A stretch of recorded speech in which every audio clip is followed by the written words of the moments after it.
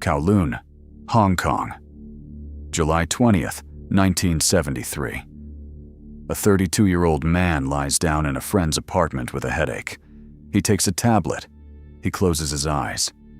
He does not wake up. He is the fittest man on the planet. He can throw a punch in 0.05 of a second. 6 days from now, his final film opens in this city. He will never see it.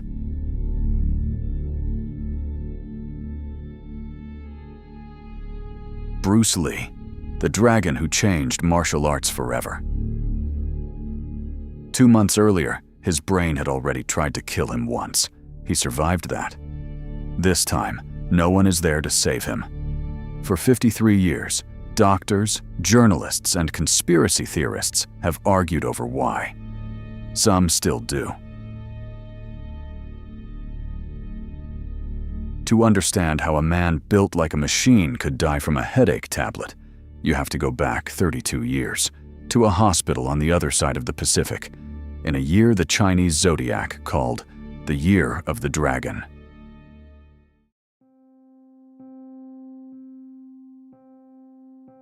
November 27th, 1940. Jackson Street Hospital, San Francisco. A son is born to a Cantonese opera singer touring America, born in the Year of the Dragon, in the Hour of the Dragon, between 6 and 8 in the morning. His parents name him Lee Jun Fan. A nurse suggests an English name, Bruce. The family returns to Hong Kong within months. His father, Lee Hoi Chuen, is a star of the Cantonese opera circuit.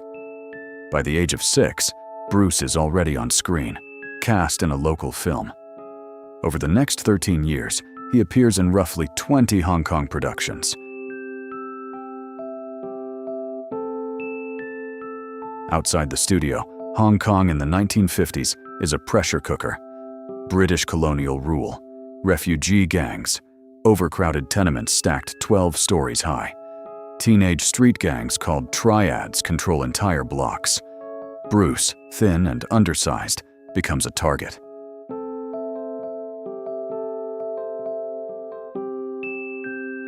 In 1953, at 13, he starts training under Ip Man, a grandmaster of Wing Chun. It is a system built for close range, for speed, over strength. Bruce trains obsessively, though he is never one of Ip Man's most senior students in the formal hierarchy. What he takes from Wing Chun becomes the foundation of everything he builds later. By his mid-teens, Bruce is fighting in organized rooftop challenge matches, a Hong Kong tradition where rival schools settle disputes above the street, out of police sight. He wins more than he loses. He also starts losing control. Fights spill into police stations. His parents grow afraid of what the triads might do to him. In 1958, the same restless energy wins him something unexpected: the Hong Kong Cha-Cha Championship. He teaches dance steps to classmates for pocket money and moves like he fights. Precise, fast, impossible to predict. Then comes a fight serious enough that the other family involved threatens to go to the police, and possibly worse. Bruce's parents make a decision. He's 18. They put $100 American in his pocket and a ticket in his hand, and they send him alone to the country where he was born.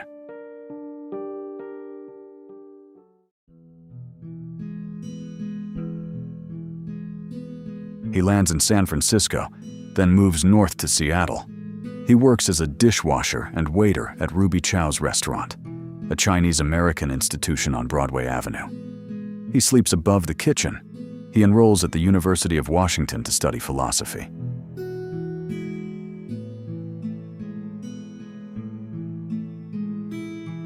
At university, he studies Descartes, Confucius, and Taoism, and starts merging Eastern philosophy with combat theory. Ideas about formlessness, about water taking the shape of whatever contains it, start showing up in his notebooks years before they show up in interviews. He starts teaching what he calls Jun Fan Gung Fu in a parking lot, then in a rented space. His students are not just Chinese Americans. He teaches anyone who wants to learn, regardless of race, a decision that breaks an old unwritten rule in Chinese martial arts circles. Kung Fu stays inside the community. Among his students at the University of Washington is Linda Emery. They marry in August 1964.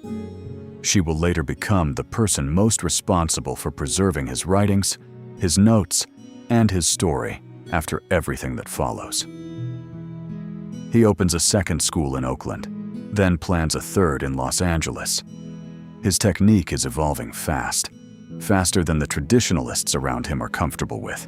He is stripping away forms he considers wasteful, keeping only what works in an actual fight. Not everyone approves. In traditional Chinese martial arts culture, teaching outsiders is treated as a betrayal.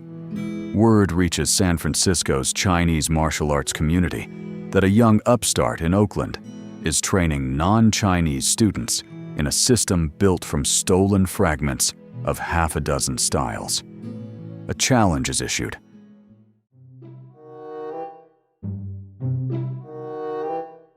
Oakland, California, 1964. A martial artist named Wong Jack Man arrives at Bruce Lee's school with a delegation from San Francisco. The terms, by most accounts, if Bruce loses, he closes his school or stops teaching non-Chinese students. If he wins, he keeps doing exactly what he's doing. Both sides agree that a fight happens that day. Almost nothing else about it is agreed upon. Linda Lee, present in the room, describes a fight that lasts about 3 minutes, ending when Wong turns to run and Bruce takes him down. Wong Jack Man, decades later, describes a fight lasting 20 to 25 minutes that he calls a draw and insists he could have finished if he'd chosen to use a move. He says he held back out of restraint. There is no known film of the fight. There is no neutral witness account. Both men are dead. Neither story can be independently confirmed. Bruce wins, by his own account and his wife's, but he isn't satisfied. He's furious. A fight against one opponent took 3 minutes, and he'd struggled to finish it clean. His conditioning wasn't good enough. His technique had too many wasted movements. Winning the fight isn't the story he takes from that day. Being unsatisfied with himself is. Over the following months, Bruce tears his own system apart. He strips out ceremony. He strips out anything that doesn't work against a real, unpredictable opponent. What emerges by 1967 gets a name: Jeet Kune, the way of the intercepting fist. Not a style, a philosophy of no style, built to be discarded and rebuilt the moment it stops working.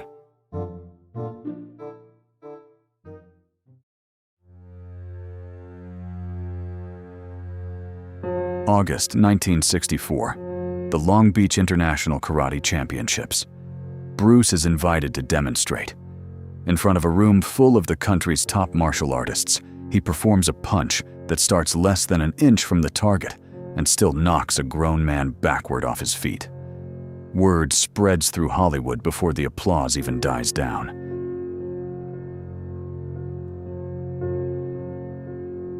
Among the people watching is a Hollywood hairdresser turned producer's contact, who brings the footage to television executives.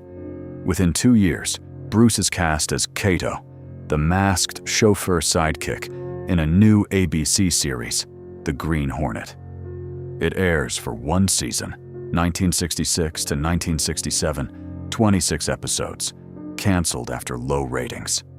But American audiences have now seen real martial arts speed on a home screen for the first time. After the show ends, Hollywood doesn't know what to do with him.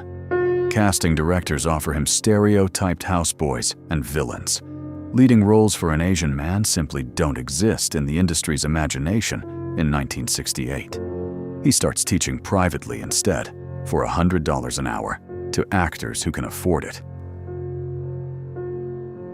His private students include Steve McQueen, James Coburn, and NBA center Kareem Abdul-Jabbar, then a college basketball star at UCLA, standing 7'2". Word of mouth among the biggest names in Hollywood makes him something unusual, a martial arts instructor more famous, in certain rooms, than most of his acting students. Training without warming up, Bruce lifts 60 kilograms in a good morning exercise. He damages his fourth sacral nerve.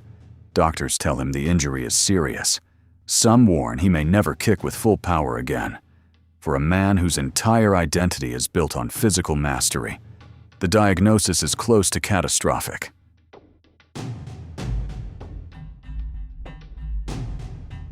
Confined to bed for months, he writes himself a private letter in 1969, before the injury, one he returns to now. In it, he sets out what he calls his definite chief aim: to become the highest paid, most successful Asian performer in the United States, and to command respect through excellence rather than novelty. He does not yet have proof it's possible. He has only the letter.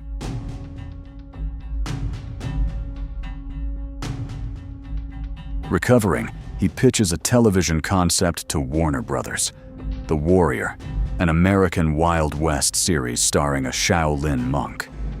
Executives like the idea. They don't believe an American audience will accept an Asian actor carrying a network show. The project is shelved, then resurfaces under a different name, with a different lead. In 1972, the show airs as Kung Fu, starring David Carradine, an American actor, in the lead role Bruce had pitched as his own. Warner Brothers maintains the project evolved independently. Bruce calls the outcome a message about what Hollywood is willing to let an Asian star become. Never the one holding the camera's full attention, he decides to stop waiting for permission.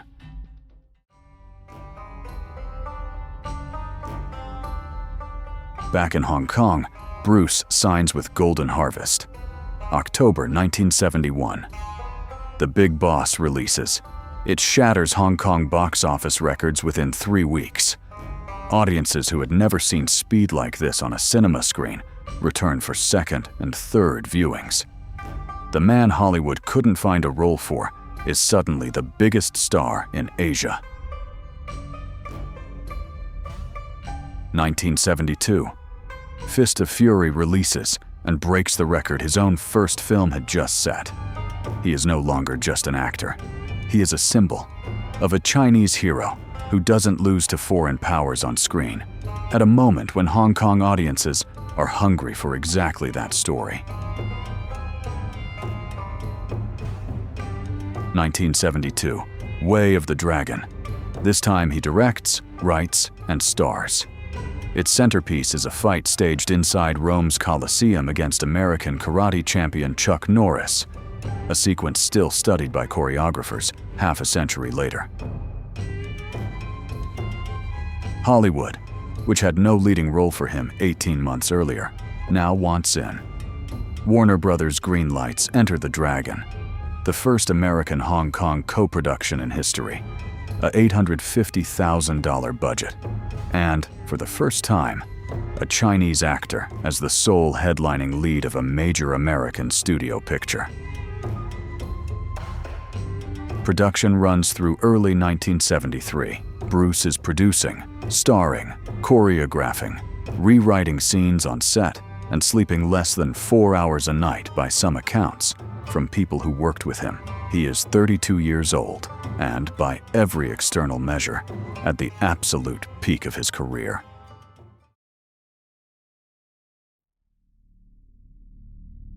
May 10th, 1973. Bruce is at Golden Harvest Studios, recording replacement dialogue for Enter the Dragon. He collapses. He suffers seizures. He is rushed to Hong Kong Baptist Hospital. Doctors diagnose cerebral edema. His brain is swelling inside his skull. He is treated, stabilized, and released. The official explanation offered at the time is that he is exhausted and dehydrated. He goes back to work within days.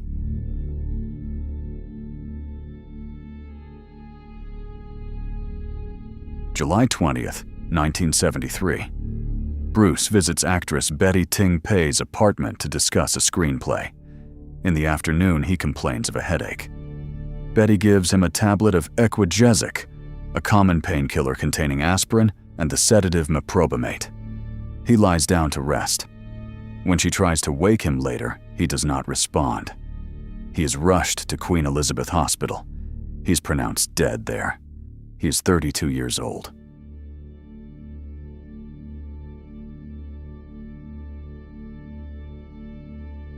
A coroner's inquest opens in September 1973.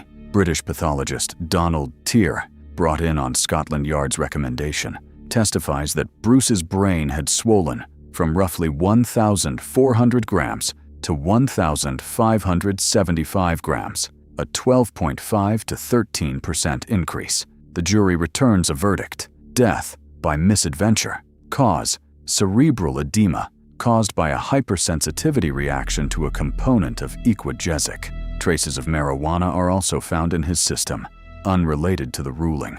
On paper, the case is closed. On paper, not in public imagination. A man that fit, that disciplined, that careful about his own body, dying from a headache tablet he'd reportedly taken before, without incident. It doesn't sit right with the people who knew him, or the millions who never met him, but felt they did. The theories start almost immediately, and they have never fully stopped. Theory 1 is the official one: hypersensitivity to meprobamate, a component of Equagesic. Evidence for it: it's what the inquest concluded, based on pathology testimony under oath.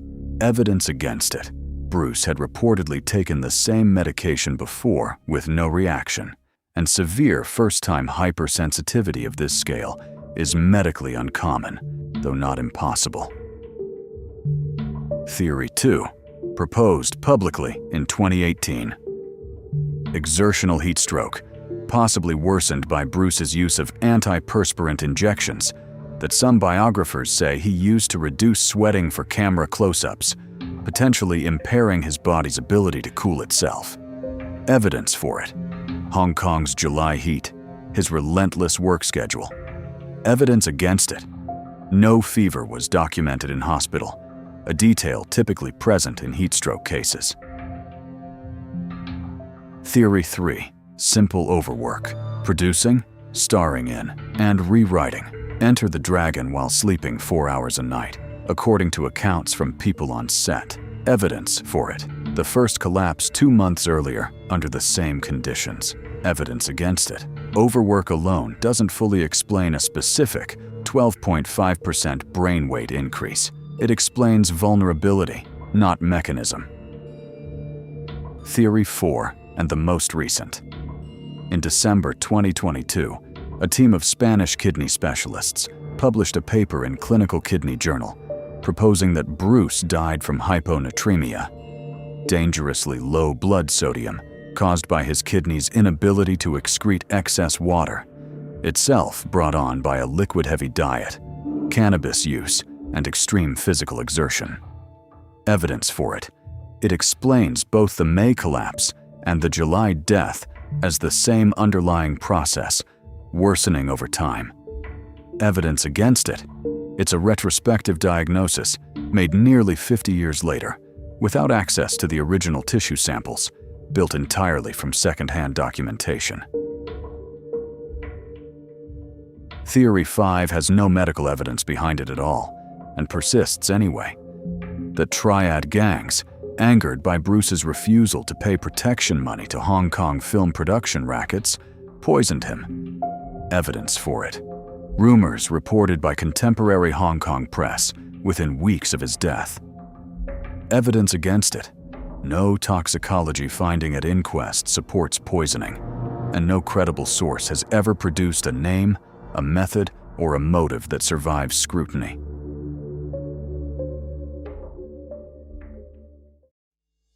What's missing across every theory is the same thing: no surviving tissue samples for modern retesting, no unified medical record combining the May and July collapses in full clinical detail, and 2 people, Betty Ting Pei and the inquest doctors, whose full private testimony was never entered wholesale into the public record. 51 years on, the official verdict, death by misadventure, has never been overturned. It has simply never fully satisfied anyone either. 20 years later, almost to the season, tragedy repeats. March 31st, 1993. Bruce's son, Brandon Lee, is killed on the set of The Crow by a prop gun loaded with a fragment lodged from an earlier, improperly cleared blank cartridge. An investigation rules it accidental, the result of negligence in handling the weapon, not foul play. 2 Lee men, 2 film sets, 2 verdicts of misadventure, 20 years apart. No evidence connects the deaths beyond the coincidence itself. The coincidence is enough to build a legend on.